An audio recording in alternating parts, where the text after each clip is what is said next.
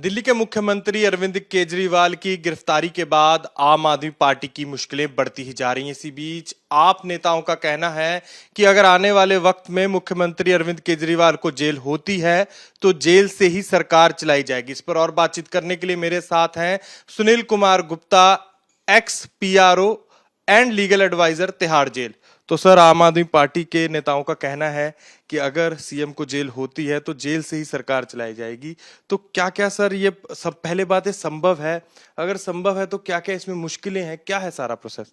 देखिए, जो अगर कन्वेंशनल जेल की बात करें, जो हमारे यहाँ 16 जेलें इस टाइम हैं, 16 क्लोज जेलें हैं हमारे पास, तो उसमें तो मुझे लगता है ये मुश्किल होगा, क्योंकि अगर इनको किसी वार्ड में रखा, किसी सेल में रखा, किसी जिस जेल में भी रखा, वहाँ और प्रिजनर भी होंगे, और इनको जब सीएम की ड्यूटी इन्होंने डिस्चार्ज करनी है तो उसमें काफ़ी लोग इनको मिलने के लिए आएंगे, फाइलें साइन करनी होंगी, मीटिंग्स वगैरह इन्होंने करनी होंगी।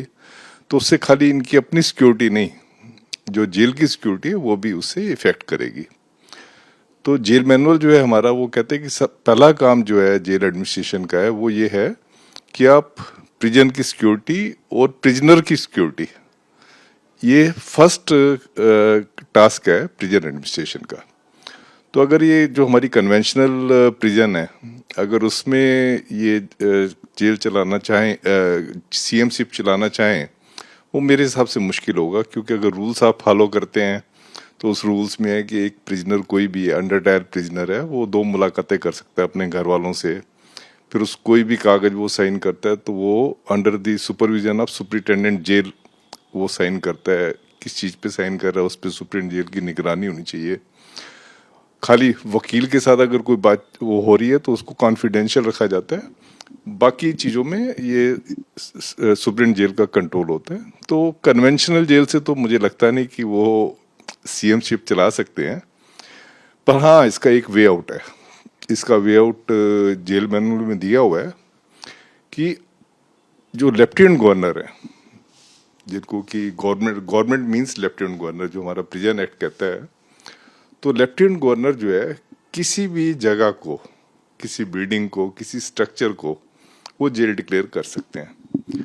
अगर वो किसी स्ट्रक्चर को जेल डिक्लेयर करते हैं तो वहाँ से मुझे लगता है कि ये संभव है कि वो अपनी जो सीएम की रिस्पॉन्सिबिलिटी है कुछ हद तक, पूरी तो नहीं कर सकते, हाँ, जो फाइलें वगैरह साइन करने की हैं वो कर सकते हैं, क्योंकि सीएम की रिस्पॉन्सिबिलिटी खाली फाइलें साइन करना तो होता नहीं है, उनका होता है मीटिंग्स वगैरह काफ़ी होती हैं, जगह जगह जाना पड़ता है, एलजी से मीटिंग करने जाना पड़ता है। तो कुछ एक ड्यूटी जो फाइल साइन करने की है वो हो सकती है अगर इनके लिए कोई एक स्पेशल जगह को जो है जेल डिक्लेयर कर दें। इसके पीछे प्रेसिडेंट भी हैं हमारे पास। मैं आपको बताऊंगा, सन 2000 में, तो उस टाइम पे जो हमारे एक्स प्राइम मिनिस्टर थे नरसिम्हा राव, तो उनको कोर्ट ने 3 साल की सजा दी थी।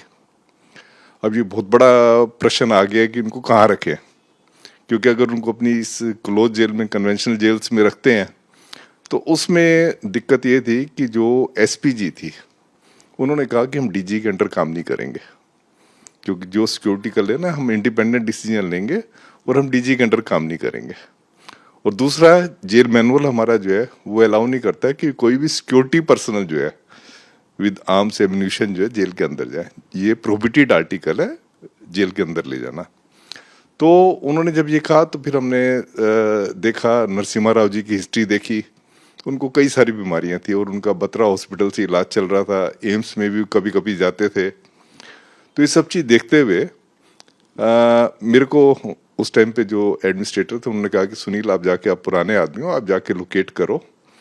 तो वहाँ पे फिर एक आईटीबीपी का मेस था महरौली बदरपुर रोड के ऊपर, तो उसको हमने स्पेशल जेल जो है डिक्लेयर करवाया, जबकि बड़ा रोष था जो आईटीबीपी के ऑफिसर थे कि हमारे मेस को इन्होंने स्पेशल जेल डिक्लेयर करवा दिया। पर इसमें जो रोष होते, जब उनको पता लगा ये नेशनल सिक्योरिटी के लिए जो है ये स्पेशल जेल डिक्लेयर करवाया गया, तो वो उस पर रास्ते पे आ गए थे। ये है कि किसी जगह को भी वो स्पेशल जेल जो डिक्लेयर कर सकते हैं। तो अच्छी बात ये हुई उस केस में कि जब उनको सजा मिली वो 3 साल की सजा मिली। जब 3 साल की सजा मिलती है तो हमारा कानूनी प्रावधान ये कहता है कि आप उसमें जो कन्विक्ट है उसको अपील फाइल करने का टाइम देंगे। तो उनको अपील फाइल करने का टाइम मिला, उसमें बेल मिल गई, तो उनको जेल आने की जरूरत नहीं पड़ी। ये मैंने आपको एक पहला एग्जांपल दिया।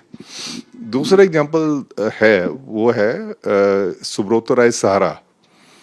वो जेल में थे कि उन्होंने काफी पैसा जो है पब्लिक का देना था, तो उन्होंने गुहार लगाई थी सुप्रीम कोर्ट में कि अगर मैं जेल में रहूंगा तो मैं पैसा कहाँ से लुटाऊंगा, क्योंकि मुझे काफी सारी प्रॉपर्टीज वगैरह बेचनी पड़ेंगी, लैंड बेचनी पड़ेगी, तभी मैं पैसा इकट्ठा कर सकता हूँ।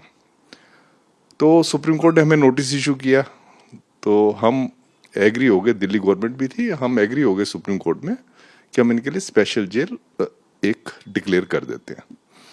तो उस केस में हमने तिहाड़ कोर्ट कॉम्प्लेक्स है जो हमने बनवाया था, वहां पे मेन पर्पज तो कोई और था तिहाड़ कोर्ट कॉम्प्लेक्स का बनाने का कि स्पेशल कोर्ट्स वगैरह वहां लगाएंगे, तो स्पेशल कोर्ट्स तो लगाई, पर उसके साथ ही फिर हमने वो उन्होंने स्पेशल कोर्ट को ये स्पेशल जेल डिक्लेयर कर दिया एलजी साहब ने, जो एलजी साहब को पावर है। जब स्पेशल जेल उसको डिक्लेयर किया तो उसमें इनको ट्रांसफर किया गया, सुब्रतो राय सहारा और उनके साथ 2-3 जो इनके और को एक्यूज थे उनको वहाँ ट्रांसफर किया गया। वहाँ पे उनको मिनिस्ट्रियल स्टाफ दिया गया। मिनिस्ट्रियल स्टाफ जो उनका अपना था उसको वो लेके आए टाइप करने के लिए, या पीए वगैरह उसके थे। वीडियो कॉन्फ्रेंसिंग की फैसिलिटी थी, टेलीफोन की फैसिलिटी थी, और कोर्ट कॉम्प्लेक्स था जो हमारा, तो उसमें एसी ऑलरेडी वो था, तो एसी भी लगा हुआ था, तो उनको वहाँ शिफ्ट किया गया। तो एक और बात भी थी, क्योंकि उन्होंने कुछ एक प्रॉपर्टीज, उनके जो बायर थे वो अमेरिका वगैरह दूसरे उसमें हॉरिजन से थे, तो उसमें क्या होता है कि दिन के टाइम तो वो बात नहीं कर पाते, रात के टाइम उनकी जो है वहाँ हमारा जो टाइम का डिफरेंस है, तो रात के टाइम भी उनको काम करनी होती थी। उसका नतीजा ये हुआ कि वो उसमें स्पेशल जेल में रहे, और वहाँ से उन्होंने काफ़ी ट्रांजैक्शन किए, और जिससे कि काफ़ी हद तक उन्होंने काफ़ी कुछ पैसा जो उन्होंने सुप्रीम कोर्ट की डायरेक्शन से उनको जो बायर थे उनको वापस कर दिया था, और फिर उनकी बाद में बेल भी हो गई थी। तो ये 2 इंस्टांसिस थे। बाकी अगर आप कन्वेंशन जेल से जो है अगर आप ये करना चाहें, सीएमशिप चलाना चाहें, मेरा ओपिनियन है वो आप नहीं कर सकते, क्योंकि सबसे बड़ी बात तो ये है कि एक तो दूसरे प्रिजनर है उनको इनकन्वीनियंस होगी। दिल्ली की जेल ऑलरेडी बड़ी ओवर क्राउडेड है, उसमें आप ये नहीं कर सकते एक जेल में जो है खाली सीएम साहब रहेंगे तो बाकी प्रिजनर को और ज़्यादा ओवर क्राउडेड उसमें ट्रांसफ़र कर दो, वो नहीं हो सकता। दूसरा है जो अंडर ट्रायल प्रिजनर है, उनकी जो उनकी जेल मैनुअल में जो उनके रूल्स हैं, रेगुलेशन है, उसमें 2 मुलाकातें कर सकते हैं। तो 2 मुलाकातों से तो इनका काम नहीं चलेगा, क्योंकि इनको तो रेगुलर जो है ऑफिशियल वगैरह आएंगे। तो कन्वेंशन जेल से नहीं हो सकता, स्पेशल जेल से जो मेरा सोचना है वो ये है कि वो कर सकते हैं।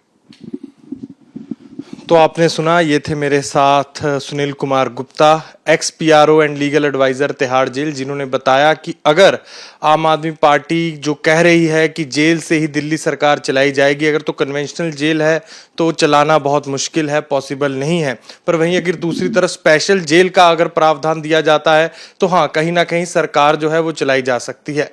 कैमरामैन अनिल कुमार जायसवाल के साथ अनमोल नाथ बाली की नई दिल्ली से रिपोर्ट।